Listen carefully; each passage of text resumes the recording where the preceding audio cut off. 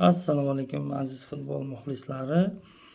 Demak, 2026-yilgi futbol bo'yicha bo'lib o'tayotgan Jahon chempionatining 2 kunlik o'yinlari ham o'z nihoyasiga yetdi.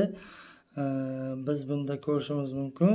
Bu 2 kunlik bahslarda ochilish o'yinlari bo'lib o'tdi. Ya'ni Meksikada, Kanadada va Amerika Qo'shma Shtatlarida. Meksikada bo'lib o'tgan o'yinda Meksika Janubiy Afrika Respublikasini 2-0 hisobida ishonchli tarzda g'alaba qozondi. O'yin juda ham chiroyli bo'ldi. Meksika terma jamoasini yaxshigina tayyorgarlik ko'rganini ko'rishimiz mumkin. Keyingi bahs Janubiy Koreya va Chexiya o'rtasida bo'lib o'tdi. Demak, Janubiy koreyaliklar Osiyo qit'asi futbol jamoalari o'rtasida yaxshi start qilib berishdi. Ya'ni g'alaba bilan boshlashdi o'yinni.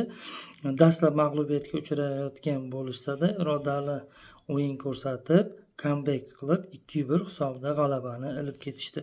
O'yin juda ham qiziqarli bo'ldi va shuni o'rinda aytishimiz kerakki, Janubiy Koreya Jahon chempionatiga juda ham yaxshi tayyorgarlik ko'rgan. 3-o'yin Kanadada bo'lib o'tdi.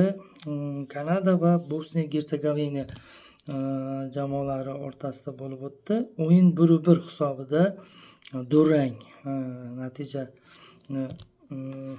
imzo chekdilar jamoalar.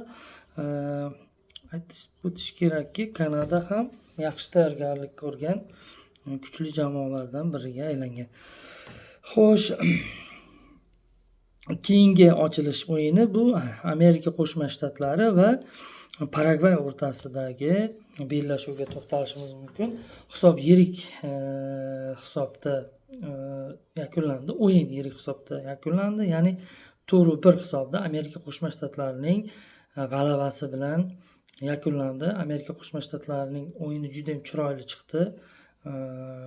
O'yin juda zo'r tashkillashtirilgan, yaxshi tayyorgarlik ko'rilgan. Amerika Qo'shma Shtatlarining o'yinini ko'rib, shunday xulosa menda shakllandi. Menimcha bu chempionatda Amerika Qo'shma Shtatlari porlasa kerak. Amerika Qo'shma Shtatlari terma jamoasi atrofida g'alati va qiziq voqealar sodir bo'lishi ehtimoli ko'rinib turibdi. Jamoa ham kuchli va yaxshigina yordam ham bo'lishi mumkin. E'tiboringiz uchun rahmat. Sog' bo'ling, omon bo'ling.